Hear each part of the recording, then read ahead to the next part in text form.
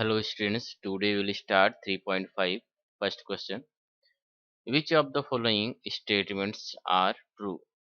So first part, if a number is divisible by 3, it must be divisible by 9.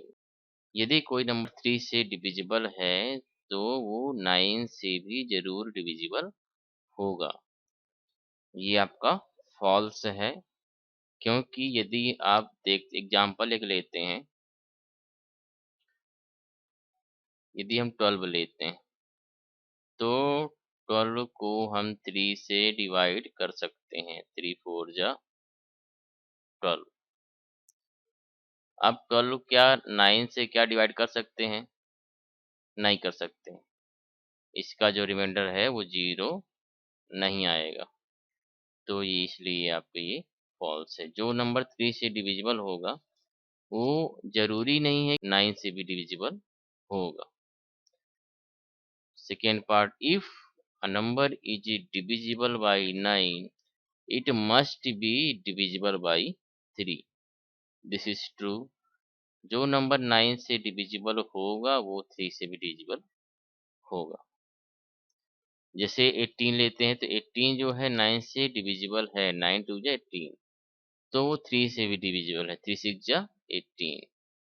Now part C, a number is divisible by 18 if it is divisible by both 3 and 6।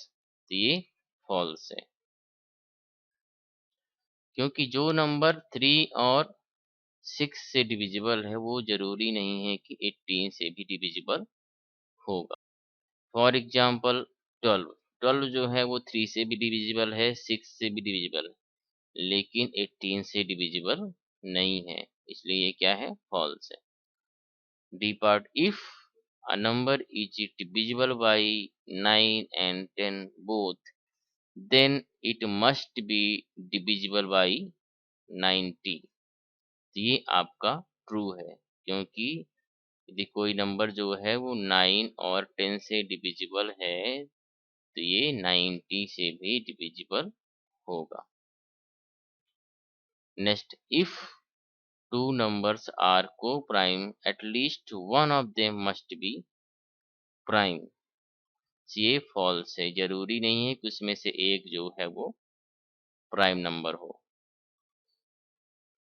Next, F all numbers which are divisible by 4 must also be divisible by 8। तो ये similarly जो है वो इसके जैसे ही है, first जैसे, तो ये क्या होगा? फॉल्स होगा। Now G, but all numbers which are divisible by 8 must also be divisible by 4. So this is true.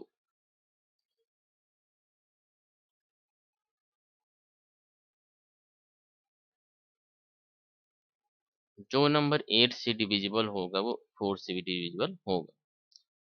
Next, if a number exactly divides two numbers separately, it must exactly divide their sum। तो ये true है आपको। यदि ऐसे number हैं, यदि हम दो नंबर लेते हैं 6 और 3, तो 6 और 3 के यदि 3 डिवाइड करता है तो वो इनके सम मीन्स इनका एडिशन कितना आएगा? 9, तो 9 को भी 3 डिवाइड करेगा, तो ये क्या है? ट्रू है। Now next I part, if a number exactly divides the sum of two numbers, it must exactly divide the two numbers separately. ये जस्ट अपोजिट है h का, तो ये फॉल्स है। कंपल्सरी नहीं है कि यदि सम को डिवाइड करता है तो वो सेपरेटली अलग अलग भी नंबर को डिवाइड करेगा। Question number 2, here are two different factors trees of for 60, write the missing numbers. इसमें ट्री के फैक्टर ट्री दिए गए हैं, 60 के फैक्टर ट्री दिए गए हैं, इनमें से आपको मिसिंग नंबर को फाइंड करना है। तो जैसे इसमें देखिए 6 और यदि 10 को हम मल्टीप्लाई करते हैं तो क्या आएगा 6 इंटू 10 60। मतलब इस एरो का मल्टीप्लाई इस एरो से करने पे हमको 60 मिलना चाहिए।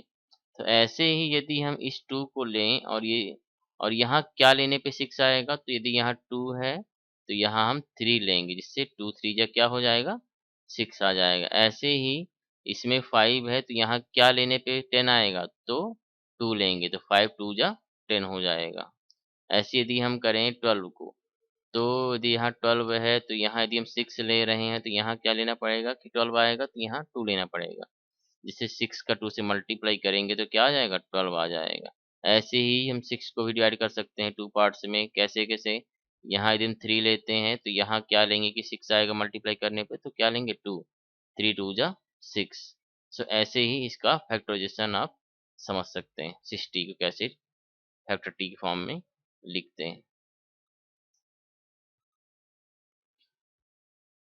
पार्ट बी में 60 का सेकेंड फैक्टर टी दिया गया है। इसमें से आपको मिसिंग नंबर को फाइंड करना है, जैसे आपने फर्स्ट में किया था। तो यदि यहाँ 30 है तो यहाँ किससे मल्टीप्लाई करेंगे कि 60 आएगा, तो 2 से करेंगे तो 32 जा 60। ऐसे यदि यहाँ 10 है तो यहाँ क्या रहा होगा कि 30 आएगा तो क्या लेंगे 3 लेंगे तो 10 3 जा 30। अब यहाँ आपको क्या दी 5 लेते हैं तो यहाँ क्या लेंगे 2 लेंगे तो 5 2 जा 10। ऐसे भी इसको आप फैक्टराइज कर सकते हैं। मतलब आप यदि इसका और इसका मल्टीप्लाई करें तो आपको ये नंबर मिलना चाहिए।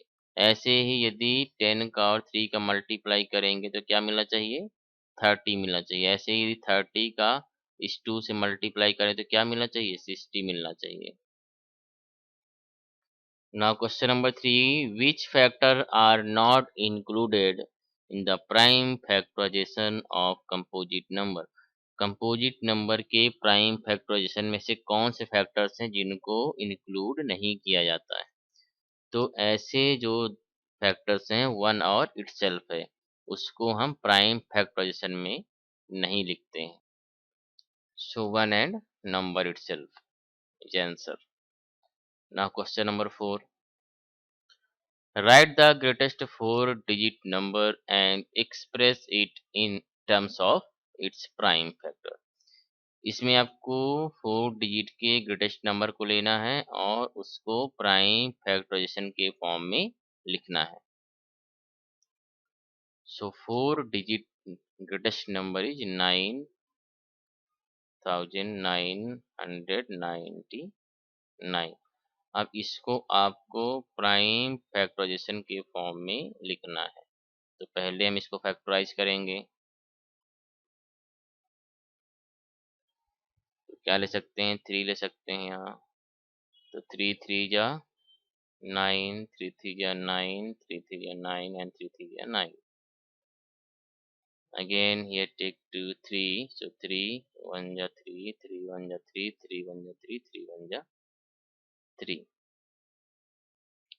अब यहाँ क्या ले सकते हैं 11 ले सकते हैं। सो 11 1 जा 11 एंड हियर 1। सो 1 आएगा तो डिवाइड नहीं होगा तो क्या लेंगे 0। फिर अगेन 11 1 जा 11। अब जो 101 है वो किसी से भी डिवाइड नहीं होगा, इटसेल्फ से ही होगा वो स्वयं से। तो 101 1 जा 101। So prime factorization of this number is 3 into 3 into 11 into 101। This is prime factorization of 9999। Question number 5. Write the smallest 5-digit number and express it in the form of its prime factors. So it is same as question number 4. Firstly, you have to write the smallest 5-digit number, then you have to represent in prime factorization form. So firstly, factorize it. You have to write prime factorization of this number. So see how to solve it.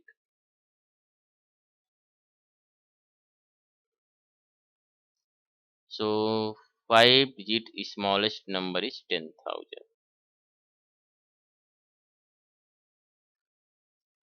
Now factorize it. How to find factor of this number? So write here 10,000. Take here 2. So 2 5 ja 10. Then 3 times 0. Then here take 2 again. So 2 2 ja 4. 2 5 ja. Then double 0. Again you take 2 here. So 2 1 ja 2. 2 2 ja 4. 2 5 ja and 0. Again 2 6 ja 2 2 ja 2 5 ja. Now take 5. 5 5 1 जा 5 carry 1 तो 12 है ना. 5 2 जा 10 फिर carry बचेगी 2 है ना. 25 बनेगा तो हो जाएगा 5 5 25. Again take 2 5 2 ja 10 and here 25 5 5 ja 25. Again 5 5 ja 25 and 5 1 ja 5. So these are prime factorization of 10,000. So write down here 2 into 2 into 2 into 2. 1 2 3 4. 5 4 times. 5 into 5 into 5 into 5. So this is prime factorization of 10,000. Now question number 6. Find all the prime factors of 1729 and arrange them in ascending order. Now state the relation, if any, between two consecutive prime factors. So in this question, firstly you have to find the all prime factors of 1729, and after finding prime factorization you have to arrange in ascending order. After that you have to find out the relation between two consecutive prime factors. So firstly we'll find the prime factors. So take here 7. So 7 2 जा 14 3 है ना. ये 32. Then 7 4 जा 28. So 49 है ना. तो 7 7 जा 49. Now take here 19. So 19 1 ja 19. Carry 5. Then it become 57 है ना. So 19 3 ja 57. Now you take here 13. 13 1 ja 13. So prime factorization of 1729 is 7 into 19 into 13. So now write in ascending order. So 7 into 13 into 19. So see here the difference of two consecutive prime factor is 6, because 13 minus 7 is will come 6 here, and here also after subtracting 19 minus 13 6 will come. So difference is 6. So you have to write here the difference of two consecutive prime factors is 6. Now question number